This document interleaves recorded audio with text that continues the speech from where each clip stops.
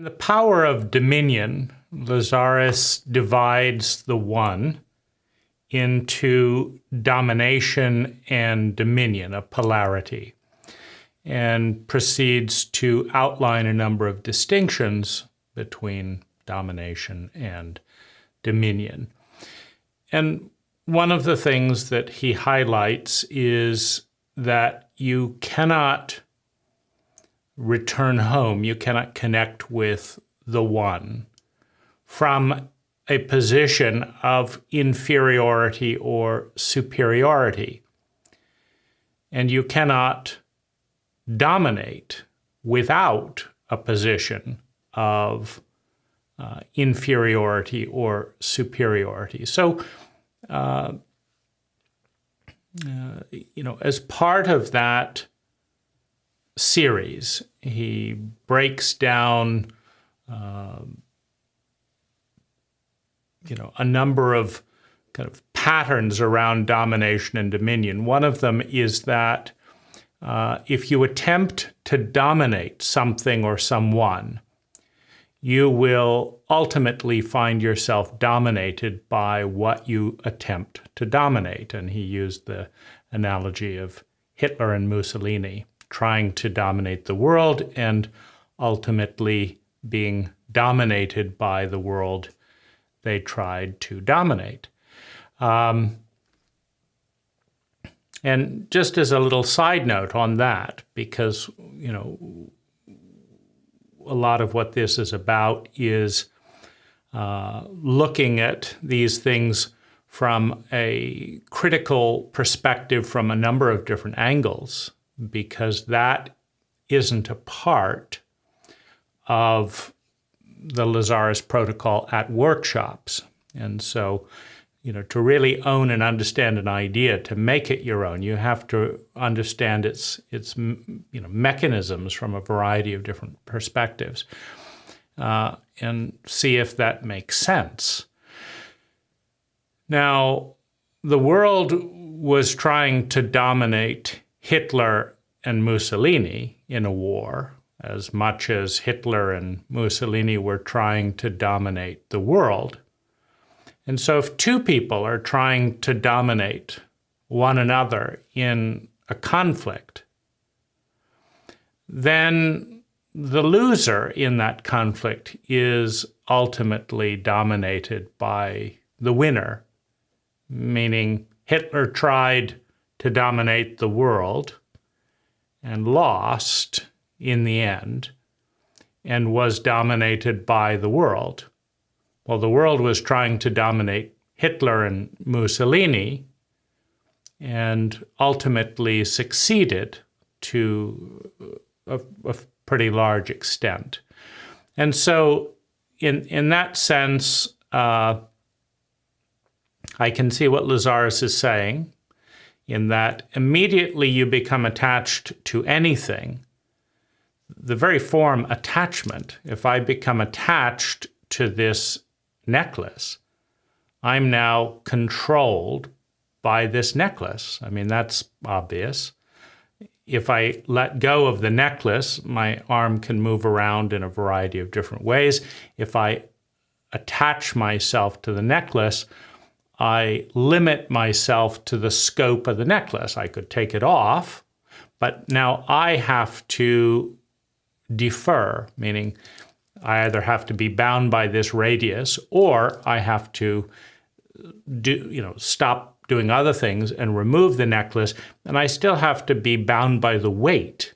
And the heavier the necklace is, if it was a 1-ton necklace, then to hold it means to be bound in that location. And so that's accurate in the sense that one is controlled by what one seeks to control. But in the Hitler-Mussolini dynamic, you had both parties, the Allies and the Nazis, trying to dominate one another with fear, the fear of pain. Hitler was trying to terrorize England into submission, and I'm reading Churchill's 90-hour biography on Audible. It's a great biography.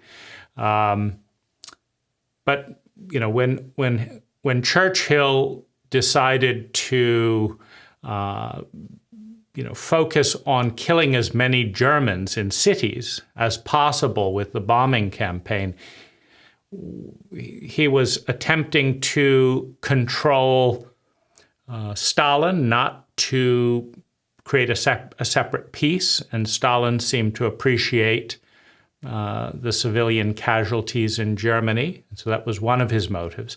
And the other was he wanted to kill as many women and children and family members in Germany so that their men would be demoralized in the front and wonder, are they really, because if only the casualties are on the other side, then it might seem like a worthwhile war. But if your wife and your child is being killed, and then so is your compatriot in the trenches, you don't have as much to fight for. So that was kind of the strategy of the psychology, to kill as many civilians as possible. Hitler was trying to force a surrender out of fear so that he wouldn't have to cross the channel, because Hitler was unfamiliar with boats, and so he was uncomfortable planning military operations that involved water.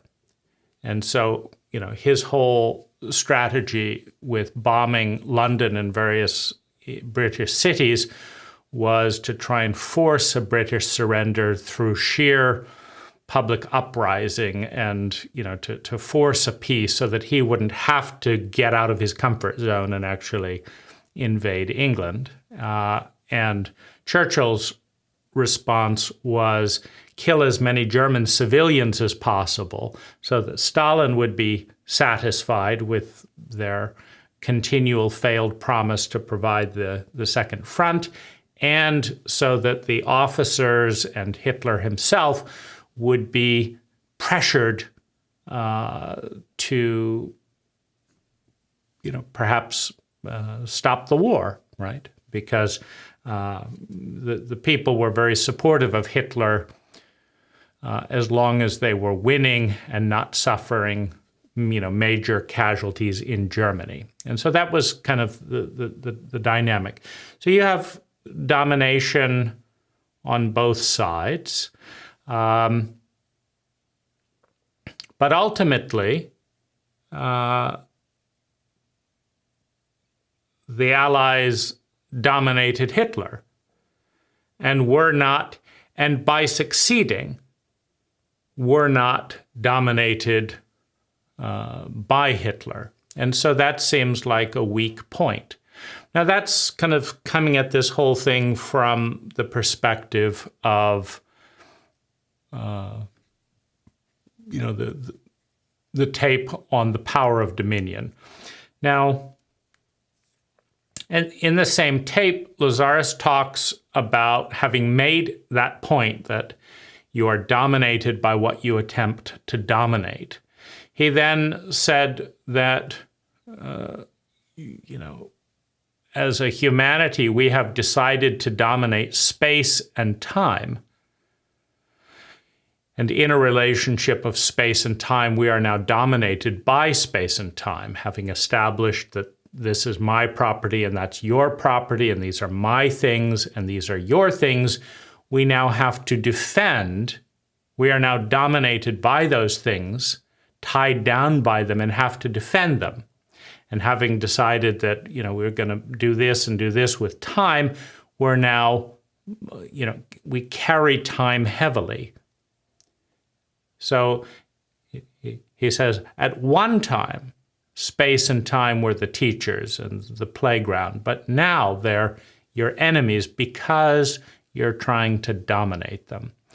Now, having established all of those points, Lazaris then says he's not suggesting to give up all possessions and space, So having established that to define which space is my space and which space is your space, and which things are mine and which things are yours, and that's all about domination, Lazaris then says that he's not suggesting giving up domination of space and time.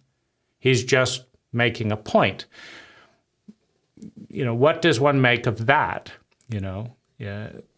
If it is domination and you're being controlled by it, and domination is this horrible thing, then why wouldn't you learn from that, right? So, that's kind of left up in the air. And these are the kinds of things that you might sort through if there was a dialogue rather than a monologue. But then the other kind of movement into this territory is on the tape, the need to control, healing the need to control. And on this in this tape, Lazaris is talking about the fact that you cannot love what you are controlling. So you cannot be loving someone and be controlling someone at the same time. You may be loving with them, and then you may try to control them, and then you may love them. But you cannot control someone and love them at the same moment. And in this kind of distinction between controlling and loving, and the message being about the positivities of love, Lazaris is kind of focusing on healing this need to control, that there's a need there. And so we have to heal the need before we can stop controlling other people. So what I take away from that is that the goal is to be more loving, and that it's impossible with trying to control the people you're trying to love. So, okay, so we have that. And Lazaris is also saying in that tape that control works, meaning if you try to control someone, if you're good at it, it works. You can get people to do what you want them to do. You just can't be loving towards them while you're manipulating and controlling them to do what you want them to do. And so that kind of opens up the territory in terms of what Lazaris is bringing to this terrain. Now, one of the things that I've found useful is there is a distinction between people's language and their behavior, what they're doing. And I generally find that people's beliefs are more represented by their behavior than what they're saying. So if I want to know what someone believes, I look at what they're doing and not doing. And if I want to know if they're honest, then I look at how well their words line up with what they're actually doing. So someone who's honest will say that they're doing what they're actually doing, and people will always behave consistently with their beliefs. If you're going and gambling, then you believe that at some level that the best way to feel better right now is to go gamble.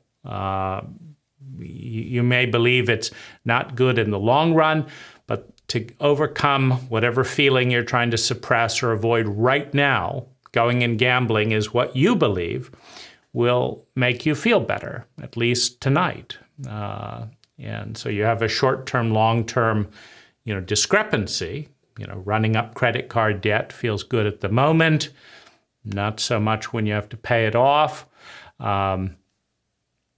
with compounding interest, but so you have that, and of course, the higher the pain level, the higher the traumatic load in the body, the more desperate we are for short-term pain mitigation at whatever cost. If it's beyond a certain endurance point, then we do whatever it takes, sacrificing the future well-being to get through the day. And so, whether it's gambling or whether it's illicit affairs or whether it's stealing or whether it's, lying, whether it's eating a bunch of candy and then paying the price with long-term weight gain, at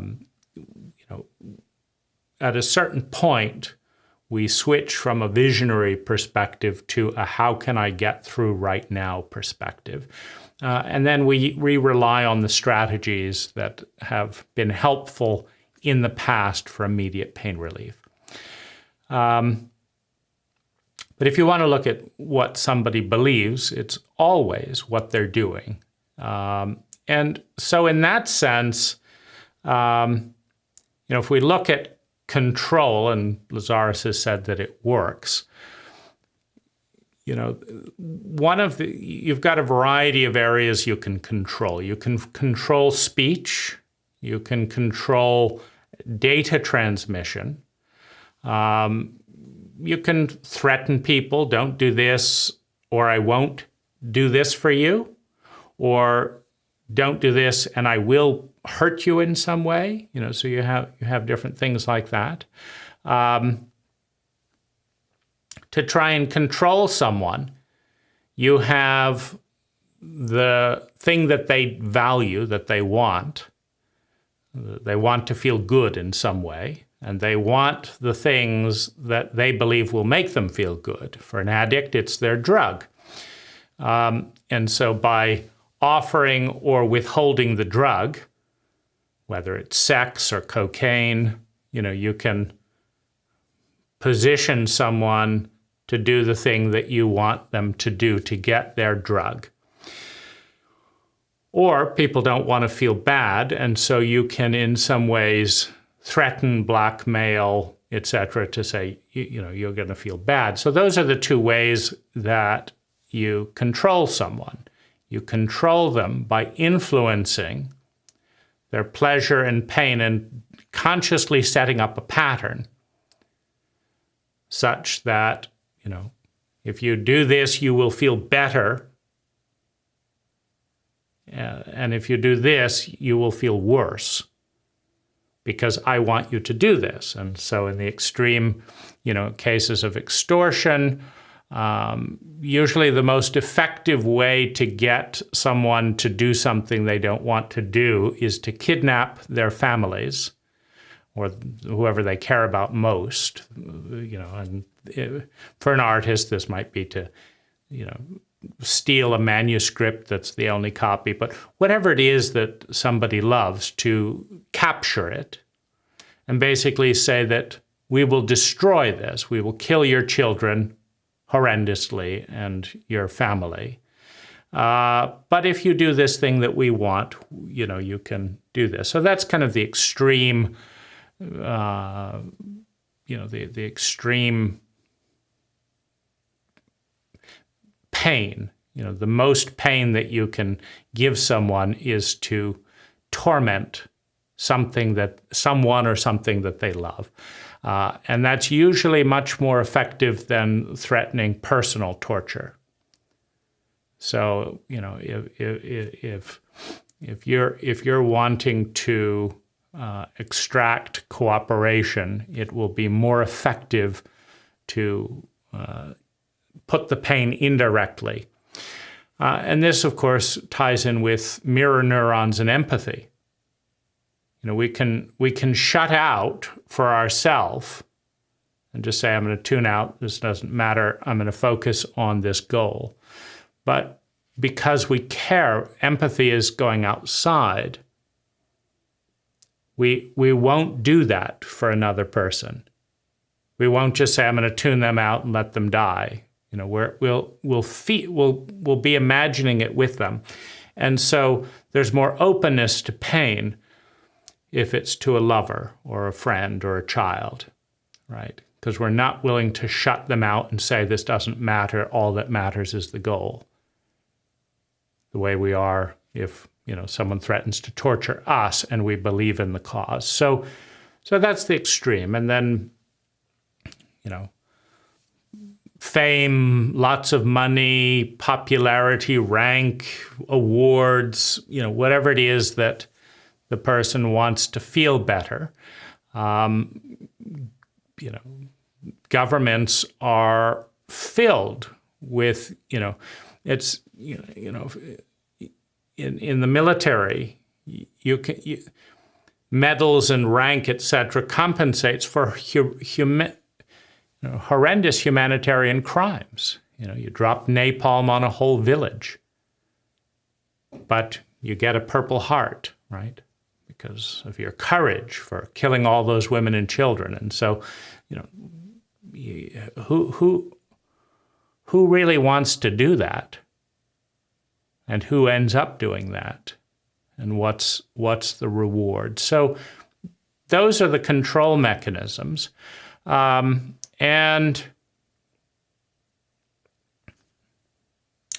I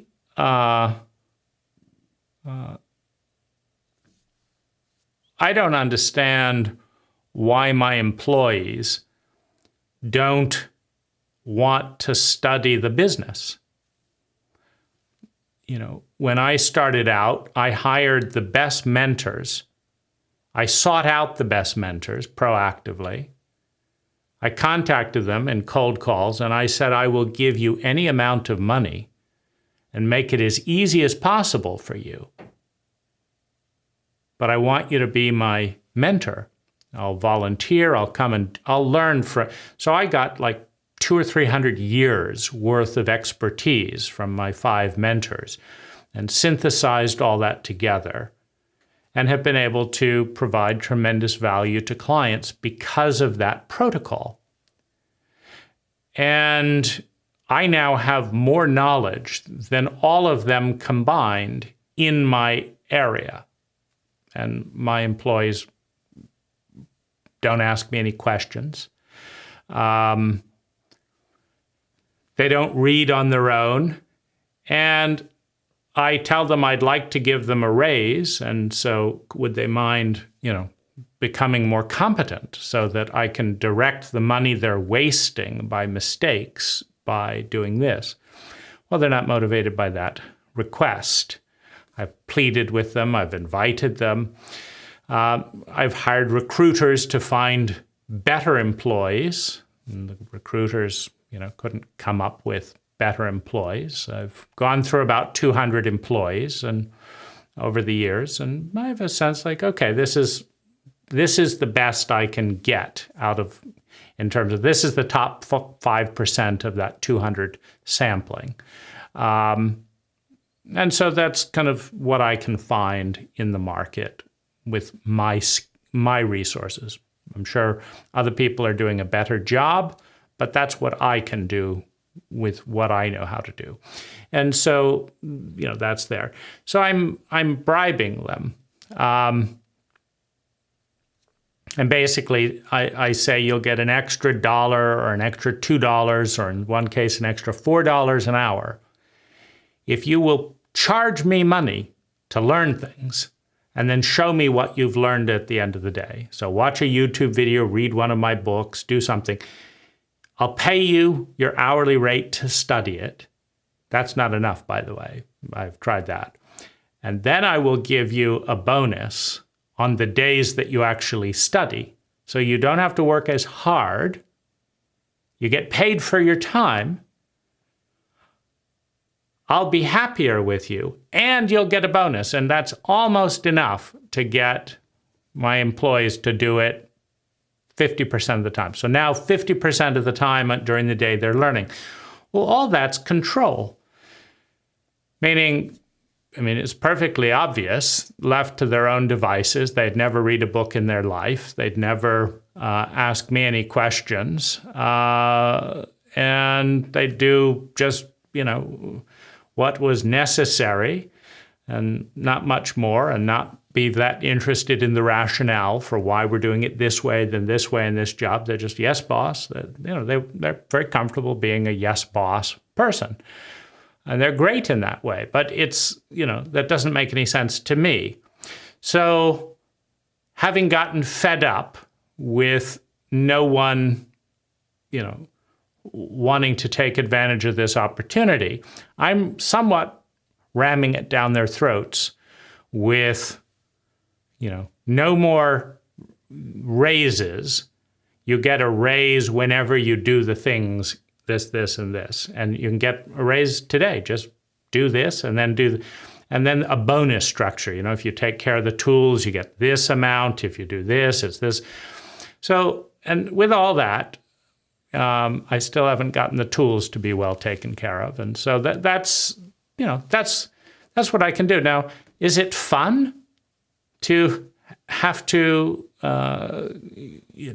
nag people that are clearly not that interested in learning? Is it fun? No.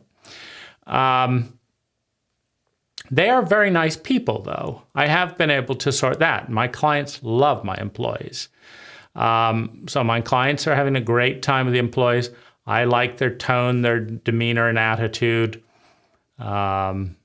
It's for whatever reason, they're just no interest in learning. So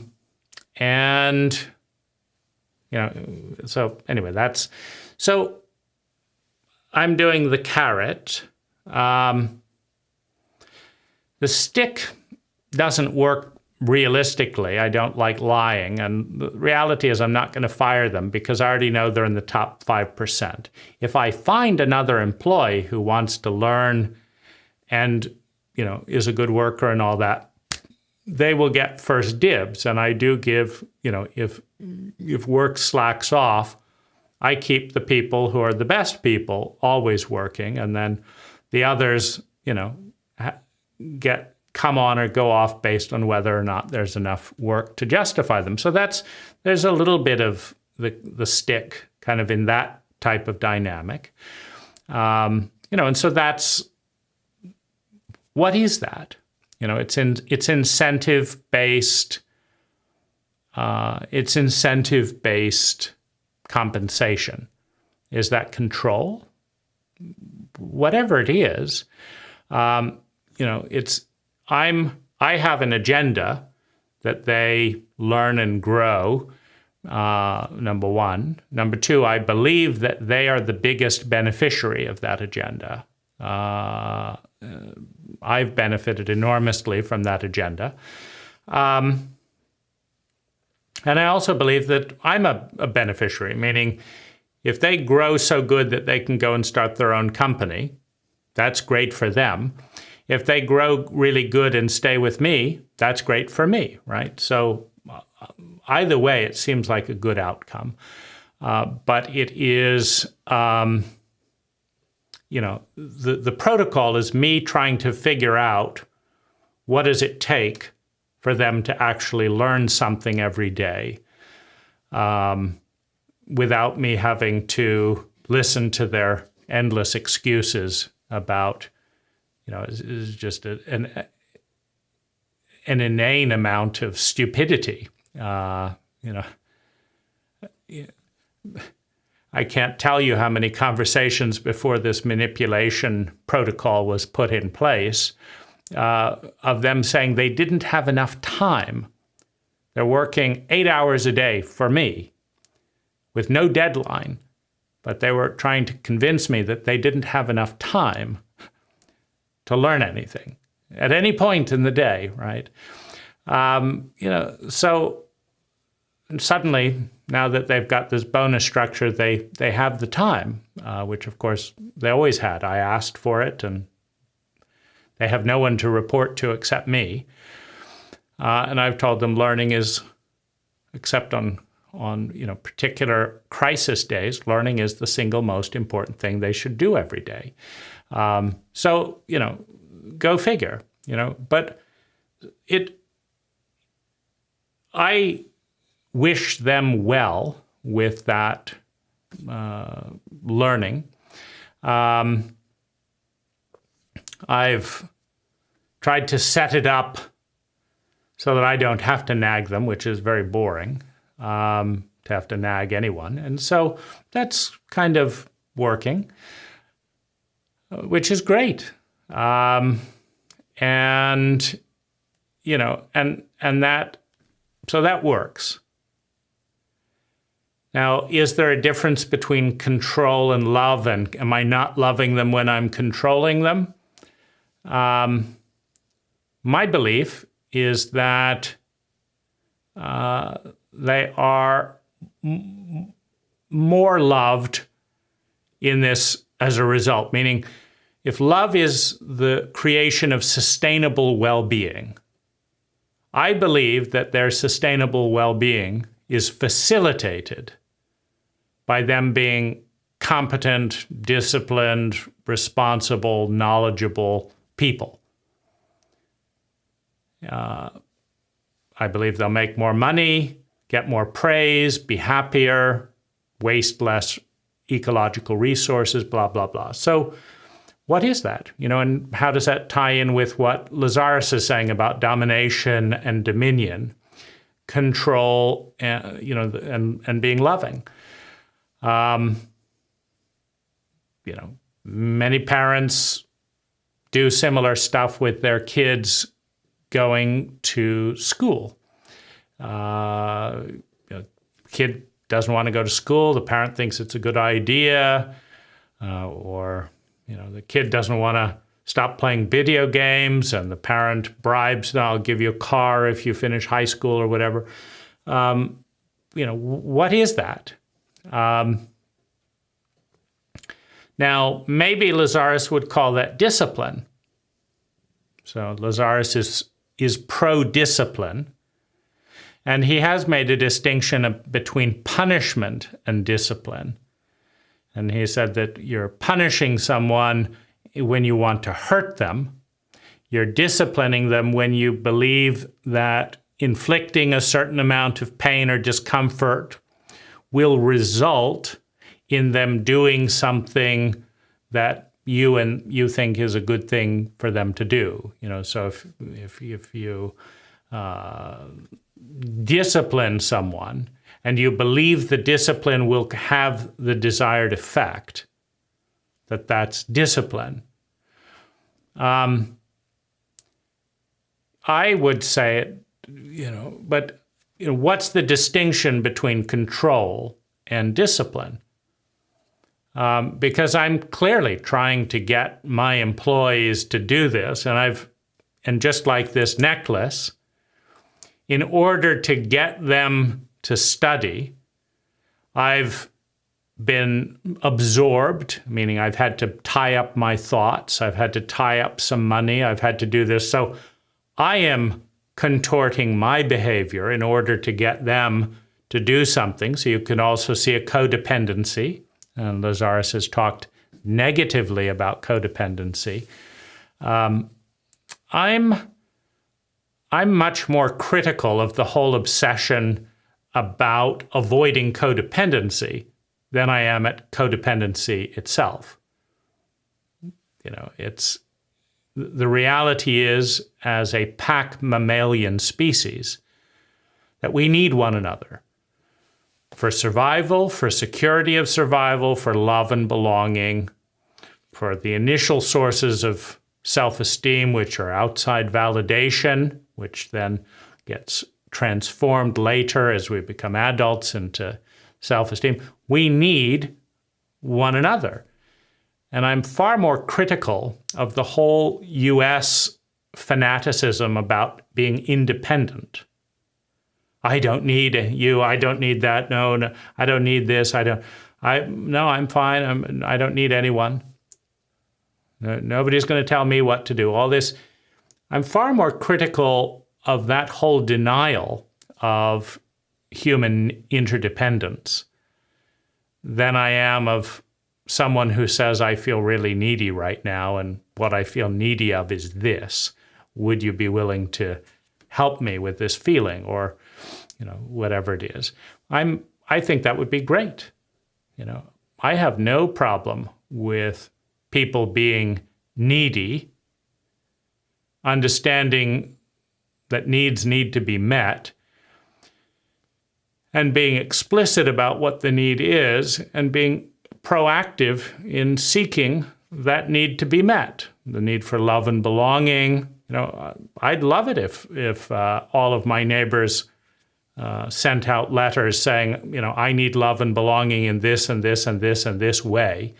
Who in the neighborhood would like to respond to this? Who feels compatible with this? And I would look through and say, oh, I'm good at that, not at that. And I would check off that and send it back. And I think that would be incredibly healthy to actually acknowledge that there are needs and have people be willing to own them and ask for them. So, the whole focus on, that's codependent is far more problematic in my book than people just asking for their needs, and understanding that in a group of 1,000 people, there's probably someone in that group, if everyone asks for their needs, that there's someone in that group that could meet that need and would actually enjoy doing so, and so they have the capacity and the enjoyment. So what's the problem? The problem is needs are shamed, and so nobody's asking and nobody's being transparent. So I'd be, much more supportive of a Lazaris tape on asking for your needs than I would be on worrying about being codependent. Because, let's come back into this dynamic here. I know I can get rid of my current employees saying you guys aren't learning enough, and I know I can hire some more. But my experience is that more often than not, based on the quality of people I have now versus the other, 195 people that I've sampled, that more often than not, the net experience for me and the client would be lower than if I keep these employees. So that means that either they need to learn more or I need to keep paying for their mistakes, one or the other, right? So that's a codependent. Now, they need me. Obviously, they've worked for various bosses and could work for somebody else, but they believe that based on their experience that they're better off. And in one of cases, my foreman's wife is a fan of mine. She's a fan of me because I'm pushing her husband to learn. And she's saying, look, if you want to start a business at some point, you're going to have to learn something. You should work with Dane. He's actually, pushing for you to learn things versus, many other work situations. And so she's a fan of that. I'm a fan of that. I think it's good for him. But, he drags his feet. I just find it stunning that I actually have to fight with my employees to get bonuses to learn things that will help them with their goals. But that's the way that is, right? And, Lazaris talks about desire, imagination, and expectation. I desire more knowledgeable employees. I can easily imagine it. And I have these fantasies, right, of my employees coming to me at the end of every day and saying, this situation came up. What do you think would be good to do here and why? And then listening and taking notes and then doing it the next time. Instead, they do so that's the imagination, that's the desire. When I expect that, I'm continually disappointed. And so, Lazaris talks about, if you have high expectations, you'll be better off than if you have low expectations. I don't relate to that at all. I think that if your expectations gauge accurately what's possible, meaning if I expect this camera in front of me to start praising me right now, it's going to be puzzling and disappointing why it's not doing that. But if I expect this camera just to record, which is a lower expectation in line with what it generally does, well, then I'm perfectly satisfied, right? And so I expect, based on my experience, that all of those employees. Now, I have one employee in 200, my virtual assistant, who is just incredible. He's learned more from me than all the others combined. So one employee has learned more than 200. And he's going to retire at age 35. He's working 4 hours a day. He's really learned from me. Has 2 houses, and his life is better. His life is 1,000% better than when I hired him because he was willing to learn. Well, if all of my employees were like that, I would be delighted. But I have one out of 200. And I gave him all that, he could possibly need, and I will hire him for life as long as he wants to work. But I'm also supporting him to retire at 35. If that's what he wants to do, I just gave him another bonus to get up to his threshold so that he can retire at age 35 quicker, right? And that also, there's a little part of me like when he retires as my best employee, I'll lose my best employee.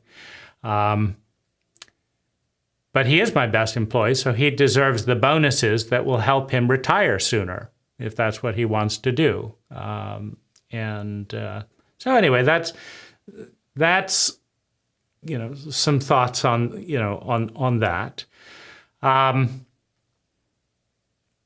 The other thing I would say is about information control. Concept synergy requires non-disclosure agreements at the beginning of employment, and then offers a bribe or an incentive, however you want to call it, if you will sign a non-disclosure when you're being terminated. And as a result, legally, a concept synergy employee who has indirectly and directly been promised spiritual family is unable to talk about the trauma, the hurt, the rage, the whole range of feelings that come up by being fired by one's spiritual family without regard for financial independence, in old age, etc. And you see, if concept synergy can control that data to where what's happening is invisible, it's beneficial to concept synergy to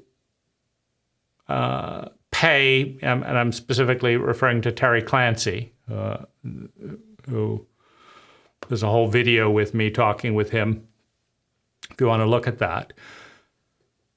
But if concept synergy can cut Terry Clancy out entirely, and nobody knows what he's going through, and nobody knows his financial fears,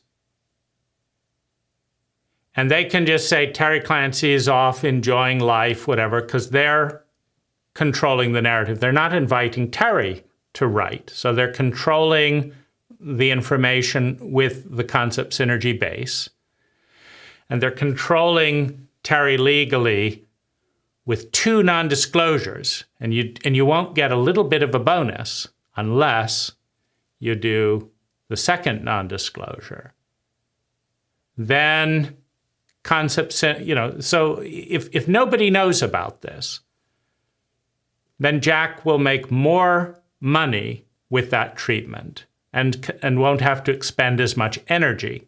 He won't have to explain to anyone why he's treating his spiritual family this way. He won't have to explain to anyone why he's treating a friend this way. He won't have to explain to anyone why, after 30 years of Lazaris experience, he feels it's necessary to fire a Lazaris friend. He won't have to explain why the Lazaris techniques don't work for Terry or him in that relationship. He just has to bury it with a control document. That's what a non-disclosure, you agree not to have free speech about what happened to you.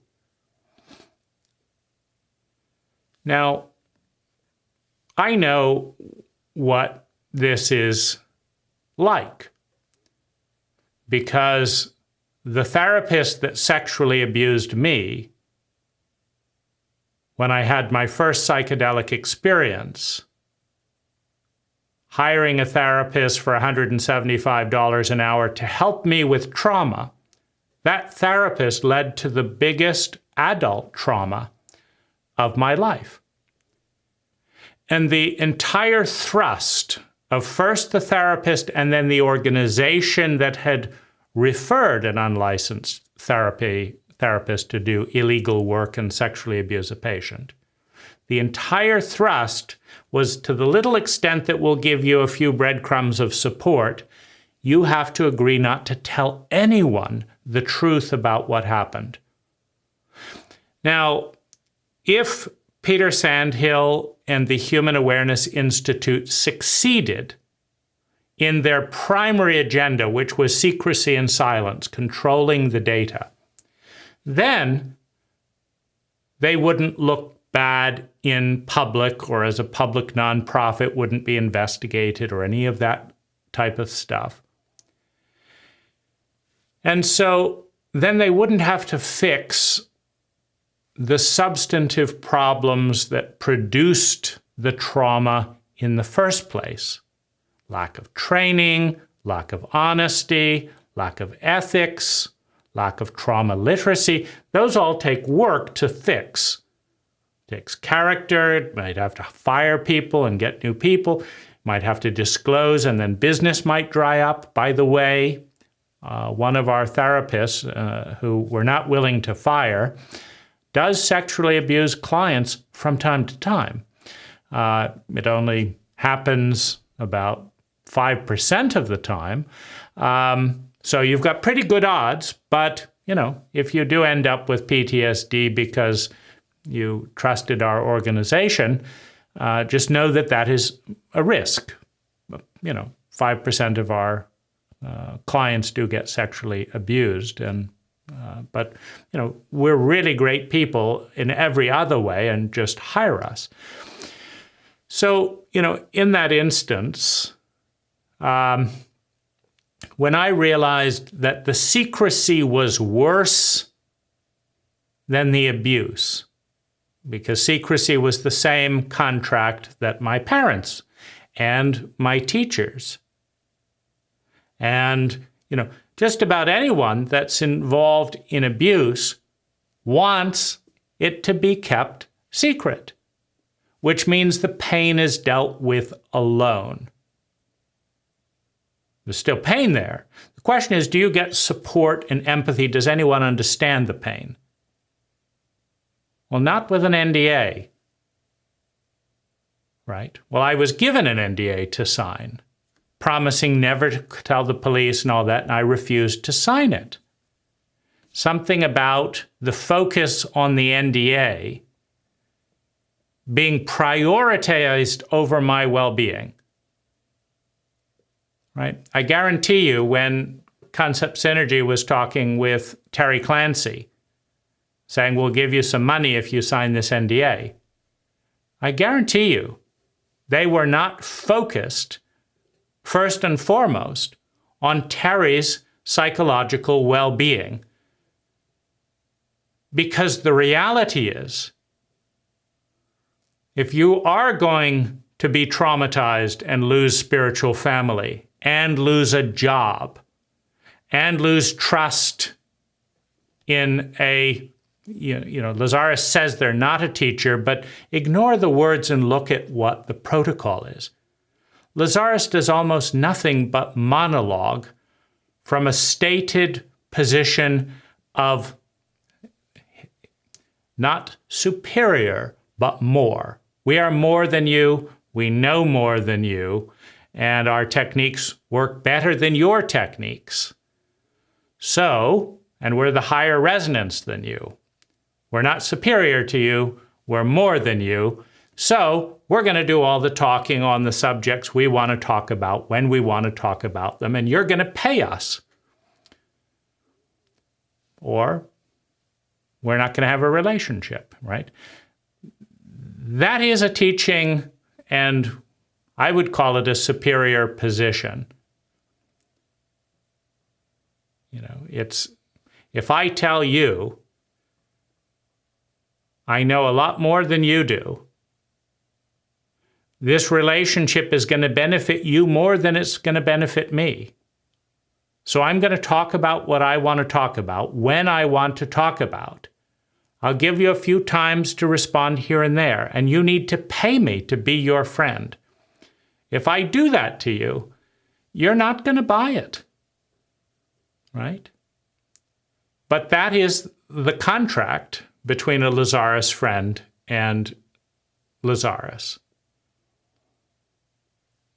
If you want to talk about this and Lazaris has this on the schedule, you're just out of luck. There's no vote. We'll take turns and everyone gets a topic for a weekend once in the next 40 years. We're just going to talk about this. So I understood that, concept synergy is seeming to benefit because data is being suppressed. Now, you can see this mathematically, right? I can take this equation and I can say 100 plus 100 equals 200. And, I guess I have to move it over a little bit. But anyway, so we've got 200. Now, if there's a bit of missing data, if I do minus 400, and then we hide it, meaning that bit of the data isn't exposed. Like cocaine makes you feel great and positive and excited. But if we deny the hedonic adaptation cycle, if we deny the addiction cycle, if we avoid the statistics, then, doctors were very big fans of cocaine 100 years ago. Coca-Cola, the miracle drug, this and that, the other. Don't be depressed, take cocaine. Sigmund Freud. So, if you deny a bit of the data, you get a faulty equation, right? So one way, if we add this negative 400, we get a net negative 200. Now, if we see all the data points and the negative, the result is a net negative $200, you've got to figure out, if you want to make money, what you're going to change about that equation so that the net is a positive figure. You've got to figure that out. Maybe we're in the wrong business. Maybe we need to increase maybe we need to go for more volume and at a lower price. We have to figure all that out, but that's hard work. There's uncertainty. It's not a guarantee. It's uncertainty. Maybe this will, this or this. Maybe we have to get better at our job. These guys are working 12 hours a day and doing this and investing like this. Can you imagine being a car company in competition with Elon Musk? Someone who read every book in the library by age 12? Someone who works 100 hours a week? Someone who leads by example? Who understands the full picture? Who inspires a world with love and loyalty for the environment? It's got a multiple companies that synergize. Can you imagine being forward with $50 billion of government debt from all your incompetency and trying to catch up to that? So you can do all that work to catch up to that, or you can just delete, you can lie, basically. To lie is to obscure some of the data, some of the numbers. I'm thinking this, I'm just not going to tell you. I did this, I'm not going to tell you. I did this, but I say this. So how do we get this negative 200 in mathematics into a positive? Well, you can either do the work. So what would it take? Might it take a joint therapist between Jach and Terry Clancy to have Terry Clancy not feel completely betrayed and mowed over by a friend? What would it take? It's obviously not as fast as a non-disclosure agreement. It would take some work. Like, what would it take for the Human Awareness Institute to not have to focus all its energy on burying the story? What would they actually have to do so that they were proud of the story? What would Concept Synergy have to do before it would be great press to have an accurate, detailed account of what happened with Barbara Brannon, Michael Jack Penny, and Terry Clancy,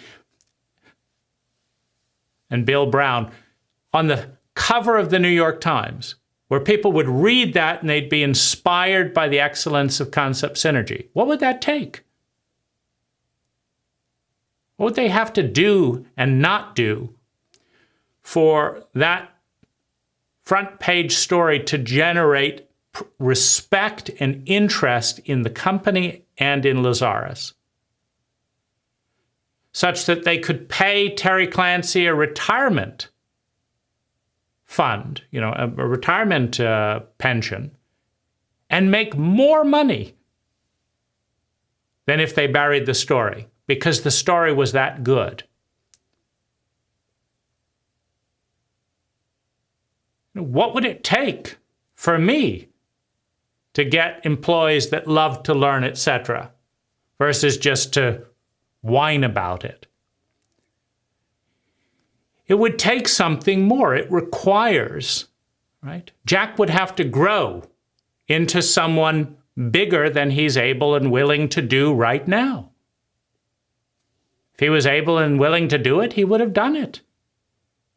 Lazaris might have to grow into something more effective as a teacher, etc., right now than he is able or willing to do. The staff at Concept Synergy might have to grow to have a different protocol where the focus is not on the NDA, but on creating a story that's so good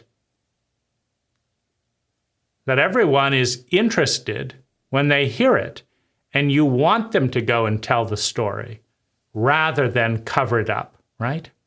So we're in a period of time, which has been the case for the last 5,000 years or at least, where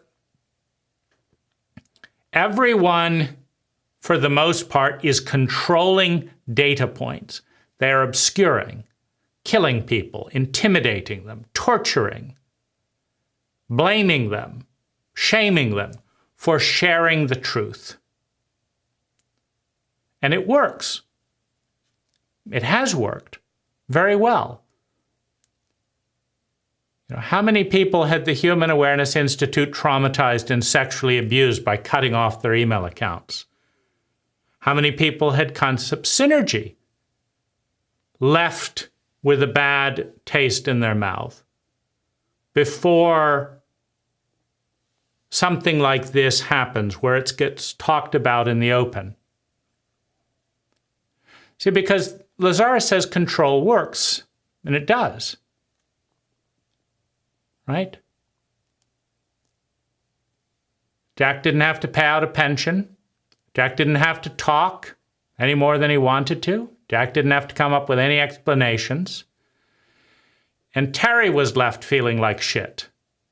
And Jach just moves on, gives his inadequacy as a channel, as a student of Lazaris, and as a company owner. His inadequacy goes to an employee.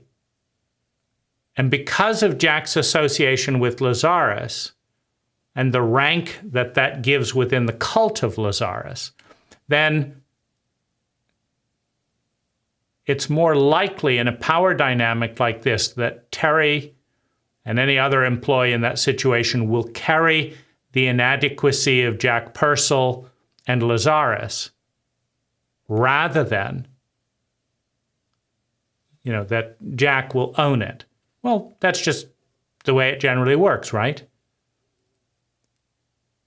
When a woman is cheated on by a man with rank and a lot of money, and she feels deeply hurt and betrayed, the cult focuses on the rank and the money and just pities her or looks down on her. They don't fight for her. And she carries the shame of someone who lacked character. And a cult that won't stand up for its people.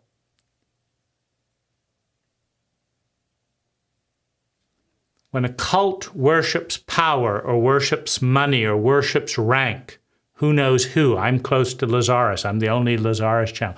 When a cult worships proximity to whatever it worships, we like fame, we like power, we like money, we like ecology and spirituality. So if Jach looks like he's got more of that than Terry, well, then Terry's just discarded, right? And Jach remains on a pedestal because he's not owning. He could have learned a few things. He could have brought in a mediator. He could have gone to the community and said, look, guys, I don't want any of you to feel bad that you don't know what you're doing with your businesses and stuff like that, because I don't really know what I'm doing.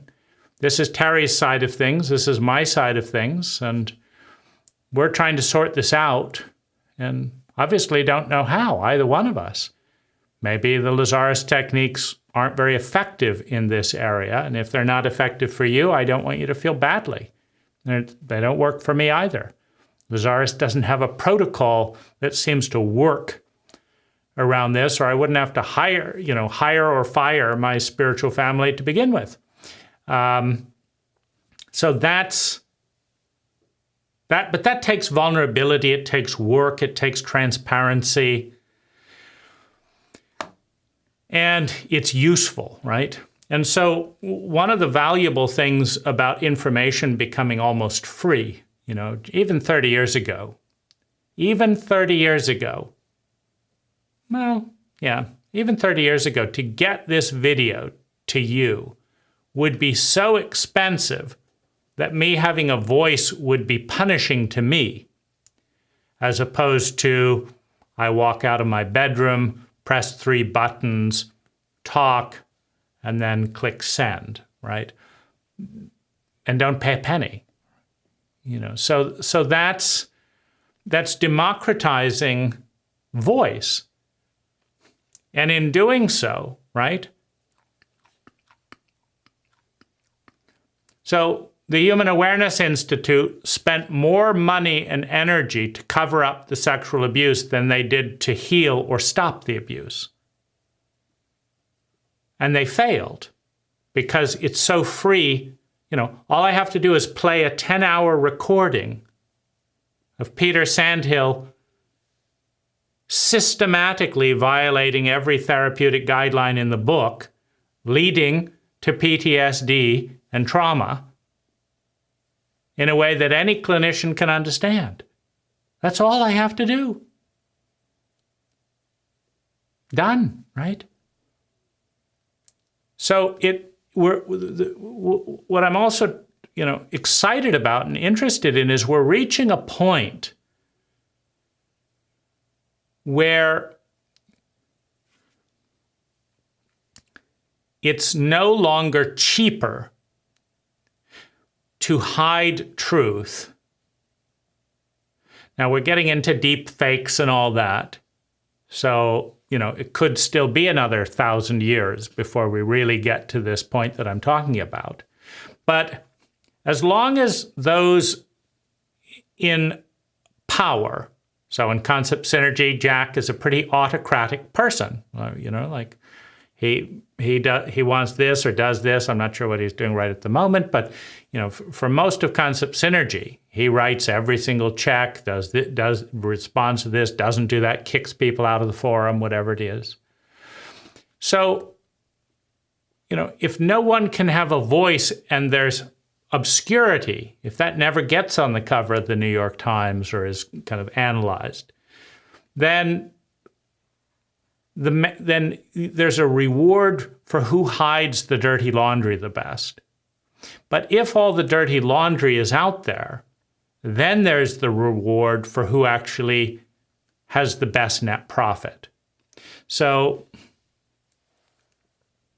and the reason this is exciting and interesting as a time is, for much of history, the most honest, best conscientious people are punished disproportionately for talking about taboo, politically incorrect facts. And the most sociopathic manipulators are rewarded because they are more successful at hiding their dirty laundry through intimidation and bribes, right? So when you can buy Amazon reviews and you can buy Google reviews, and you can buy Yelp reviews, and you can do this, and you can buy off clients, give them a little perk if they'll change this. It still pays to manipulate clients and manipulate your image and hide parts of the truth.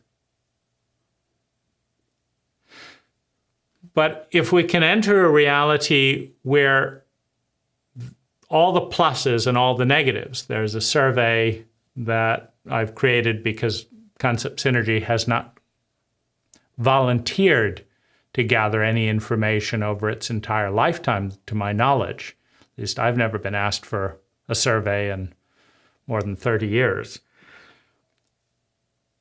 That, to share the full picture. We're good at this, we're okay at this, we're terrible at this. These are the benefits, these are the side effects. When that data is clear and unedited, it incentivizes good behavior, and good behavior is increasing the fundamentals, improving the probability field. Less people upset, more people happy. Well, if you can create that reality solidly, then your statistics are very high, and you will benefit from sending out surveys. So, it's going back to what people believe. Concept Synergy, Jach Pursel believes in control and domination when it comes to hiding dirty laundry about employees. When it comes to barring certain people, they went so far as to hire a security guard to stop certain Lazaris friends getting into workshops. What's up with that, right? Obviously, if they could do a 33-second technique and those people would disappear, why would they have to hire armed security guards? They wouldn't. Perfectly obvious.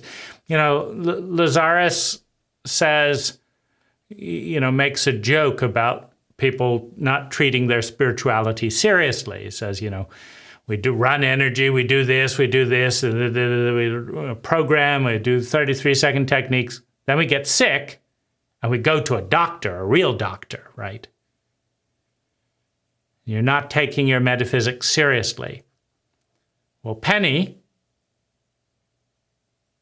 run energy, did this, the other, got sick and didn't go to a doctor, and didn't go to a doctor, and didn't go to a doctor to try and take things seriously, and then died because, in part, she wouldn't seek medical attention.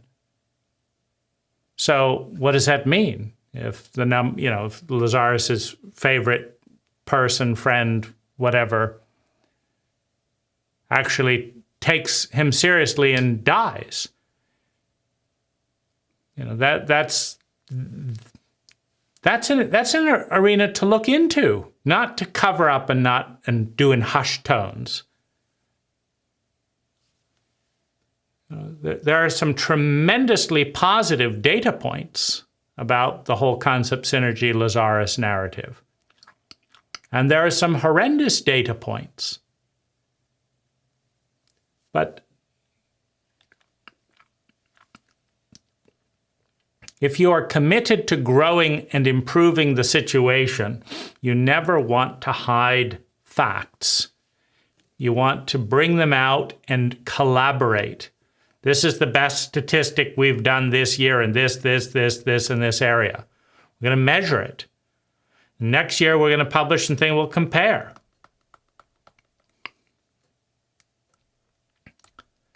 If you want to grow, that's a great technique. And, I was also thinking, what Lazaris is saying about competition and comparison as a negative thing. Well, all you have to do is go to your local planning and building department and see how well they're treating you and doing work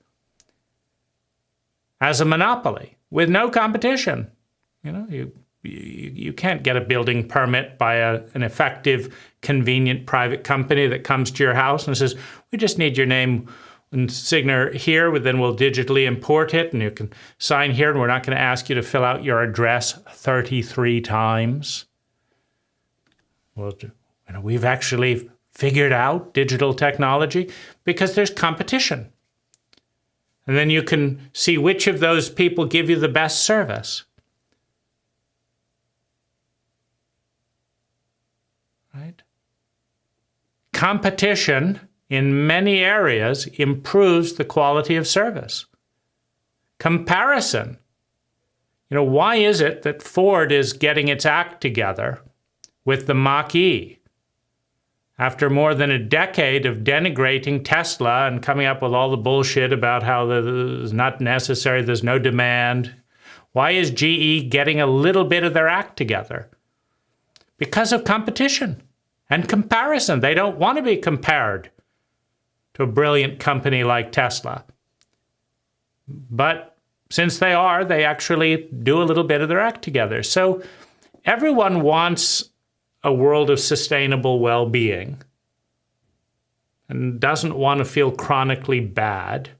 And there's a path, there's many paths to kind of moving in that direction. One of them is competition and comparison. I look at companies all the time and I say, this guy's doing a way better job than me here and here and here. I'm doing a way better job than this person here, here, and here. It's good to know. Can I change? Can I improve any of that?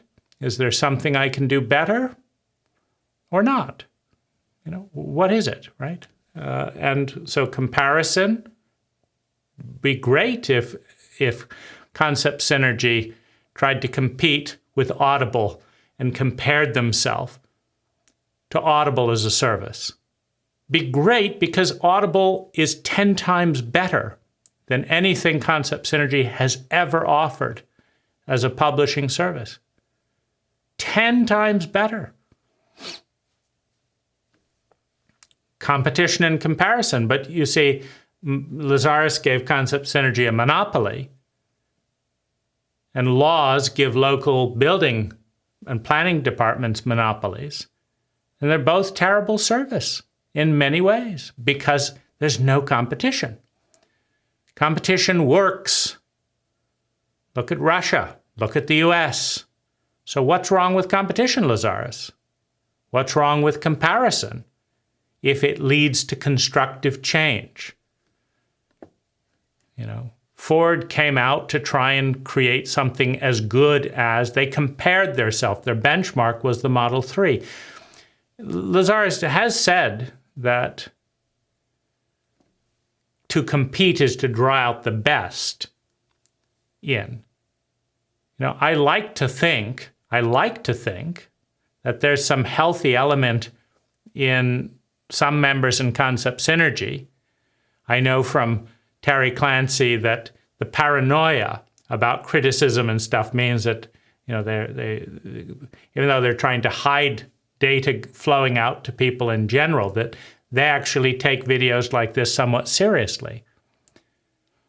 Well, wouldn't it be wonderful if there was a competition, meaning if any area that was a criticism here, that actually led to some positive change, competition and comparison, leading to some good results? It can. They have constructive sides. You can draw out the best with competition, as Tesla is doing with the auto industry right now. They didn't want it. They worked really hard to crush Tesla. But since they failed, well, they might as well get their act together. So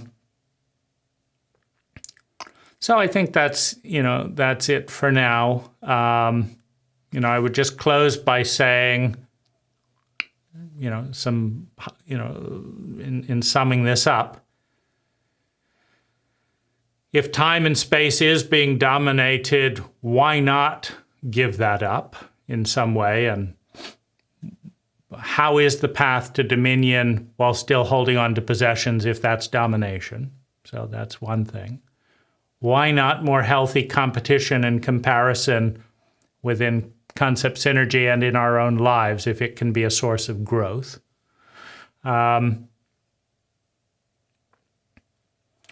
If bribing your employees into growing more results in a better future, and you wish that for them, that you have control there, but is there not love and control? So what's the distinction there between, because, and then, you have all these areas. I'm controlling my voice in order to speak. I'm controlling my hand gestures. They're not just flopping around. So am I not loving my body because I'm controlling my body? So Lazaris, I don't think, did a very good job of delineating the distinction between directing something and controlling something as he sees it in a negative way. I can certainly get that while I'm saying, do this that you don't want to do, or I'll kill your family, that's not an act of love towards that person. What about you have to do this and this and this, or I'm ending this relationship? Or you have to meet these criteria, or I'm not going to have a romantic relationship with you. Or you have to meet these criteria, or you can't come into the forum. The contract of abuse and shame that is the current contract between the Lazaris client and Concept Synergy is among the more abusive contracts out there between a business and its customer. You can't use Lazaris's name without our written permission. That's a pretty high level of control. You want to control free speech of your employees and your customers. That just means you don't believe, on balance, that your past employees and your customers will say more good things than bad things, or you wouldn't want the control. If you only want the positive, the good things said, and you want to delete all the negative, it means you don't want to deal with an honest set of books. You see, a business owner doesn't have the luxury of saying, this is my gross profits, and they all go straight to net income. No, you've got to deduct your expenses and see, is it still profitable? A partner doesn't get to say, well, I did this and this and this, and so we're not going to mention the fact that I raped you, but I did this and this and this. It's a full set of books, you know. You did this and this positively, and you did this and this negatively. And the net profit or loss in my eyes is this amount, right? You got to deal with a full set of books. If you hide the expense, it's called accounting fraud. If you suppress the criticism of your clients, it's accounting fraud. You know, Lazaris is the most wonderful person in the world, and it's all positive. Okay, you can say that. You have our written permission. Lazaris doesn't make sense here. Well, you can't say that, you know. No, we're not going to give you permission to talk about your own friend. So, you know, so the more attached and obsessive concept synergy is certainly to try and make sure that everyone says the things they want them to say and doesn't say the other things. Well, obviously, that'll tie them up in knots. So they could learn from that, you know, thing about control in Lazaris. But, you know, they've dominated other people into silence before, and they felt great. Were they dominated by them then? You know? So if you go to war in domination dynamic and you win, and the other person is forced into doing the things they don't really want to do because otherwise they're afraid of this and that, you feel great, right? The Germans would have felt great if they had won the war. They didn't because they lost, right? So those are a few summing up points.